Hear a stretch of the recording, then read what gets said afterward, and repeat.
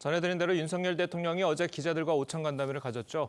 자, 도어 스태핑 중단 5개월 만에 언론과의 소통을 재개한 겁니다. 두 분과 자세한 내용을 짚어보도록 하겠습니다. 윤기찬 국민의힘 법률위원회 부위원장 그리고 김효은 전 민주당 선대위 대변인 나오셨습니다. 안녕하세요. 자, 먼저 어제 있었던 5개월여 만에 열린 출입 기자들과 마주한 윤 대통령의 목소리를 직접 들어보겠습니다.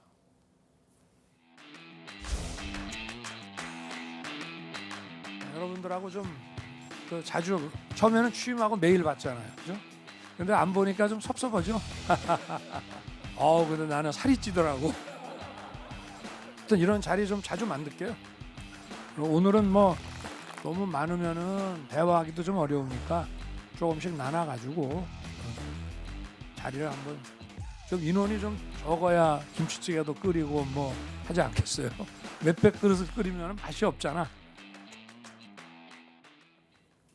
예, 이 윤석열 표 소통의 상징이었던 도어 스태핑이 이제 중단된 지 5개월이 넘었습니다. 자, 윤 대통령이 이제 앞으로 이런 자리를 자주 만들겠다고 했는데, 자, 이걸 갖다가 언론과의 소통을 강화하겠다, 아니면 더 나아가서 도어 스태핑을 뭐 다시 재개하겠다 이런 의미로 받아들여도 될까요? 어떻습니까? 도어 스태핑을 다시 재개하기는 쉽지 않을 것 같아요. 왜냐하면 좋은 취지의 제도인데 문제는 그 정책의 최고 의사결정권자인 대통령의 입을 통해서 미리 그것들이 다 공표되다 보니까 그 수기 과정의 의미가 크게 없어지는 문제가 있어요. 그래서 아마 그에 따른 부작용 때문에 도어 스태핑을 중단한 걸로 알고 있고, 따라서 도어 스태핑 형식이 아닌 다른 취지의 대언론 대국민 소통을 강화하겠다라는 취지로 읽혀지고요. 예. 이것은 아마 정책이 결정된 이후에 추진 과정에서 대통령이 그 정책 추진 동력을 얻기 위해서 반드시 필요하다. 그래서 여기에 대해서는 어느 정도 의사수렴 과정을 거쳐서 필요하다라는 데 의견을 모은 것으로 보이지 않나 이렇게 생각합니다. 알겠습니다.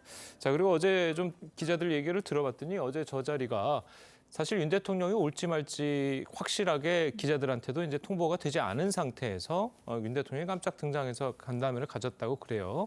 자, 이런 것들이 이제 윤 대통령이 기자들과 뭐 좀 소통의 폭을 늘리겠다, 좀 이렇게 받아들여도 되겠습니까? 이제 대통령께서 어제 이제 굉장히 좀 자연스럽게 기자들하고 만나면서 좀 편하게 소통하겠다는 의지는 표명하신 것 같습니다. 예. 그런데 이제 뭐 갑작스럽게 이렇게 자리가 잡혔다는 것도 기자들하고 소통을 강화하는 측면도 있지만 뭔가 한미 정상회담의 성과를 좀 빨리 알리고 싶은 그런 마음이 좀 강한 것 같습니다. 예. 그랬는데 그간의 언론과의 소통을 이제 저도 이렇게 되돌아보면 사실 좀 긍정적인 장면보다는 좀 부정적인 것들이 많이 좀 떠오릅니다. 대통령께서는 작년에 이제 도어 스태핑을 하면서 국민과의 소통을 강화한다고 했지만 결국 그거의 부작용이 누적되면서 5개월 만에 또 몇 달 만에 중단이 됐고요. 예. 그리고 언론과도 어느 정도 긴장과 협력의 관계를 가져야 되는데 갈등했던 것만 훨씬 많이 생각이 납니다. 작년에 미국 순방에서의 어떤 특정 단어를 가지고 그거를 보도한 MBC를 굉장히 비난을 했고요. 일단 심지어 뭐 순방 전용기에 태우지 않는 그런 사건까지 있으면서 언론 단체들이 뭐 반헌법적 언론 탄압을 중단하라는 그런 성명까지 나왔습니다. 그래서 언론과 상당히 긴장 관계, 불편한 관계들을 국민들한테도 그대로 보여줬는데 어제 정말 이게 다시 언론과 소통을 하겠다고 대통령께서 의지를 보여주셨다면 앞으로 언론과의 관계를 긴장과 협력 그리고 국민들과의 많이 소통하는 그런 관계로 좀 바꿔주셨으면 좋겠습니다. 알겠습니다. 자, 그리고 윤석열 대통령이 오는 10일이면 취임 딱 1년을 맞게 됩니다. 어제 간담회에서도 이것과 관련해서 소회를 밝혔는데요. 어떤 이야기들을 했는지 들어보시겠습니다. 취임 1주년에 이제 뭐 기자 간담회나 뭐 회견을 안 하느냐. 글쎄 뭐 한번 좀 생각을 해보려고 그래요. 거기서 저도 우리 용산 우리 스태프들한테 취임 1주년을 맞아서 뭐를 했고 하는 그런 자화자찬의 취임 1주년은 절대 안 된다고 해놔서 무슨 뭐 성과 이래가지고 막 자료를 쫙 주고서 뭐 잘난 척하는 그런 행사는 국민들 앞에 예의가 아닌 것 같고. 자, 성과나 실적을 알리는 자화자찬식의 기자회견을 하고 싶지 않다 밝혔는데, 자, 그렇다면 뭐 별도의 취임 1주년 기자회견은 없는 건가요? 어떻게 예상하십니까? 있어야 되겠죠. 제 생각은 이제 그 기자회견의 형식이나 내용 자체가 예. 과거에 했던 일들을 내려놓는 성과 홍보 위주의 이런 기자회견을 하지 않겠다는 취지도 읽혀지고, 그러니까 대통령께서 어제 한 말 중에 이제 그런 것들이 보여요. 느리지만 변화를 추구하겠다. 이 말은 이제 빠르지만 포퓰리즘식의 어떤 정책으로 국민의 표를 얻는 이런 정책이 아니고, 느리지만 미래 세대를 위한 개혁 정책을 추진하겠다 이렇게 읽혀지거든요. 예. 그렇다면 향후 1주년, 향후 1년을 어떻게 하겠다라는 본인의 국정 기조를 설명하는, 국민께 이렇게 개혁을 추진하겠습니다라는 그 설명하는 위주의 기자회견이 되지 않을까. 기자회견 간담회를 아무리 이제 많이 한다 하더라도 기자회견 1주년은 좀 의미가 있는 거거든요. 그래서 아마 하실 걸로 예상이 되고, 그 하시는 내용이 향후 어떻게 하겠다라는 미래에 대한 뭐 비전 제시 이 정도가 되지 않을까 싶습니다. 예. 그리고 기자들 입장에서도 저렇게 캐주얼한 간담회 형식보다는 이 정식적인 기자회견을 통해서 질의응답을 주고받는 것이 좀 더 국민들을 위해서라도 뭐 좀 나을 것 같은데 어떻게 예상을 하십니까? 그러니까 이제 대통령께서 이제 소통을 강조하시는데 윤 대통령이 생각하는 소통은 상당히 일방적으로 자신의 뭔가를 알리는 방식인 것 같습니다. 근데 소통은 그게 아니지 않습니까? 소통이라는 거는 오히려 상대가 어떤 생각을 갖고 있는지, 그리고 상대의 생각을 들어서 나의 행동이나 정책을 그에 맞게 실행하는 것이 소통인데, 대통령은 당신이 먼저 말씀하시고 대부분의 걸 말씀하시는 그런 소통의 방식이지 않습니까? 어제도 보면 굉장히 모양새는 좋은 거죠. 그냥 뭐 편안한 자리에서 밥 먹고 하는 건데, 과연 그런 이례적인 소통이라는 것이 소통이라는 이름을 붙일 수 있는 것인지, 그래서 윤 대통령이 생각하는, 그리고 대통령실의 그 소통의 방식이라는 거를 좀 바꾸셔야지 진정한 소통이 되는 거고요. 언론이라는 거는 결국 대통령이 그리고 국정이 어떻게 운영될지를 예측을 하고 그걸 국민들한테 알리는 것이 언론의 본연의 의미이기 때문에 좀 더 정책과 내용을 가지고 심도 있는 소통, 그 방식을 생각해야 될 것 같습니다. 근데 소통의 목적은 따로 있어요. 이게 국회의원분들도 마찬가지로 가야 되지만 현재 못 가고 있는 것 중에 하나가 어쨌든 리더들 아니겠어요? 그러면 대의민주주의 하에서는 내가 하지 못하는 것을 당신 대신해 줘라는 건데, 월급 받고. 그러니까 대통령 입장에서는 소통하는 의미가 국민의 정서를 알아보는 것도 있지만 사실은 국민의 니즈, 그러니까 미래 세대가 어떻게 펼쳐나갈 것인가에 대한 니즈를 파악해서 이런 정책을 수립하는 거기 때문에, 그러니까 정서적 양극화에 있는 우리 대한민국 입장에서 보면은 정서만을 만족시키는 정책을 추진하는 것은 좀 위험해요. 그래서 대통령이 그런 고민이 있는 것 같아요. 그러니까 현재 지지율 등으로 볼 때 국민 정서상 다소 미흡한 부분이 없지 않아 있지만 한일 관계 개선 같은 그런 부분이거든요. 이건 반드시 해야 된다. 이런 것들을 해야 되겠죠. 국민이 반대함에도 불구하고 그 책임은 정치적으로 지는 겁니다.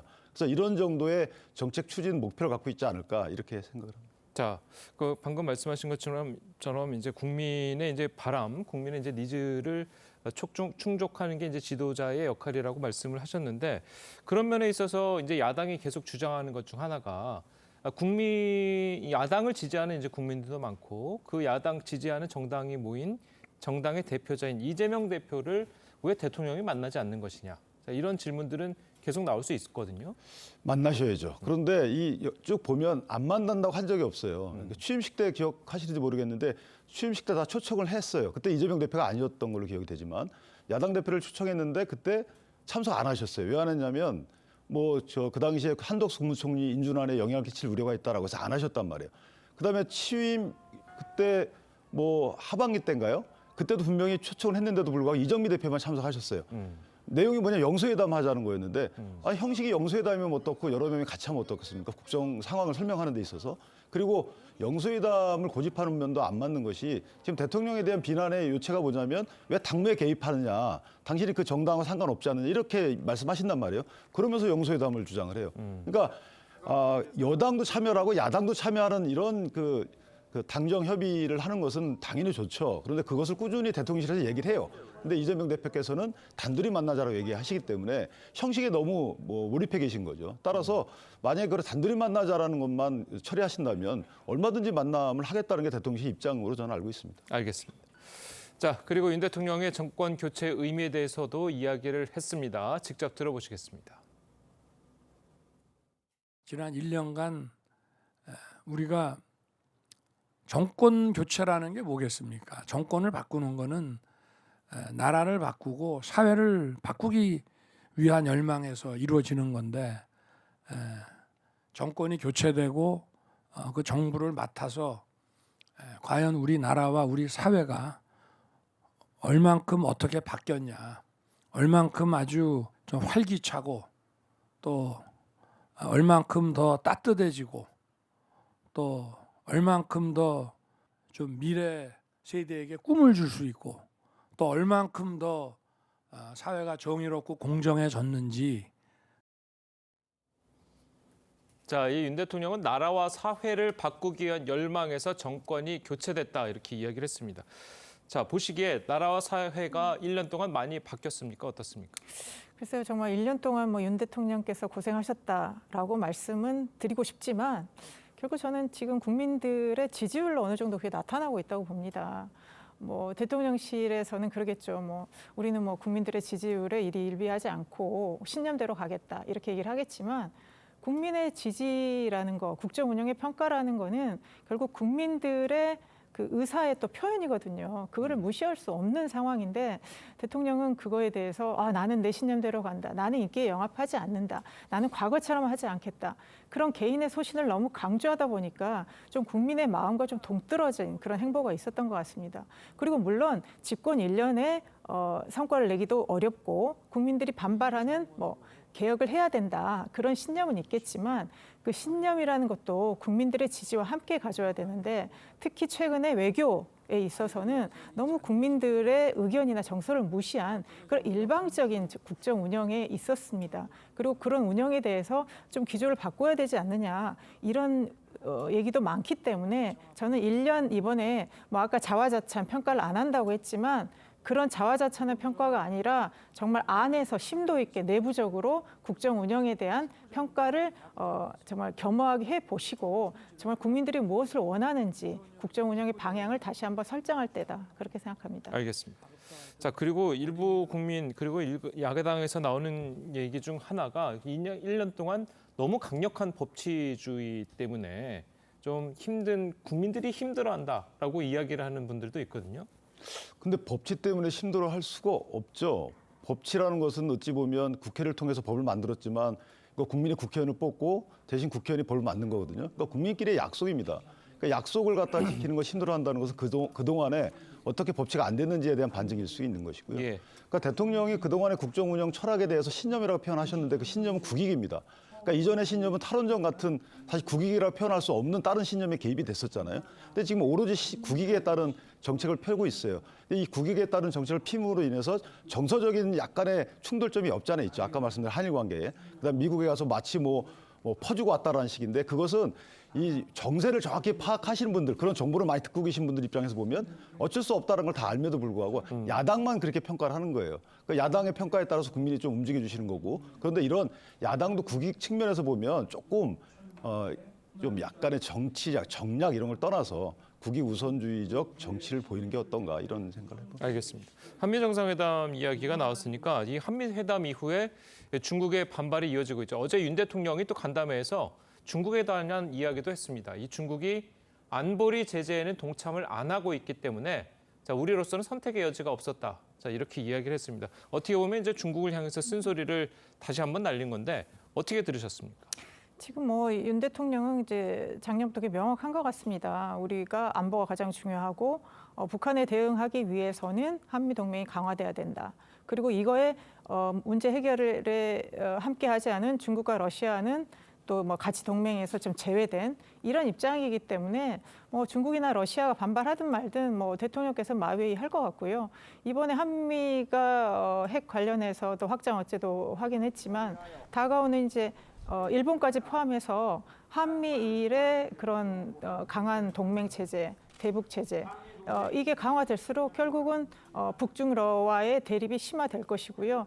지금 대통령께서는 이게 국익이다라고 얘기는 하지만 국익에 대해서는 서로 생각이 다를 수 있습니다. 야당의 생각이 다르고요. 국민 생각이 다르기 때문에 이 사안에 대해서 대통령께서는 안보, 우리 한반도의 안보와 경제를 위해서 한다고 하는 선택이 결국 그런 결과를 가져올 것인가, 그거에 대해서는 앞으로 알 수 없습니다.